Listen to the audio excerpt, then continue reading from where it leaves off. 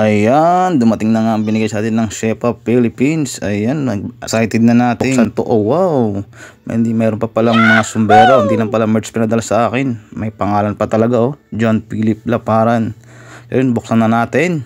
Maraming salamat Shepa Philippines. Excited ko na itong buksan ng loob nito. So ayan, may sombrero.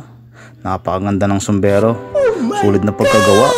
Ayan, oh, si palang malakas. Ayan. Ano pa kaya yung iba na itong nandito sa loob? Ayun, may sticker saka keychain. Ayun, no, Shepa keychain dalawa. Napakaganda ng pagkagawa. Napaka-solid. Itong pinakahingintay ko, ang damit. Ayun, no. Napakaganda ng design. Wow. Napakaganda pa ng tela niya. Ayan, oh. Subok na matibay talaga, oh. Kahit sa gulong ko mga koys, mag-iisang taon na yan. Ayan, oh. Makapal pa rin. Yan yung binigay sa akin ng Idol Denso Tambihero. Binigay sa akin yan ng November 30, 2023. Ang magno-November na naman. Kaya subok na matibay talaga pag Shepa.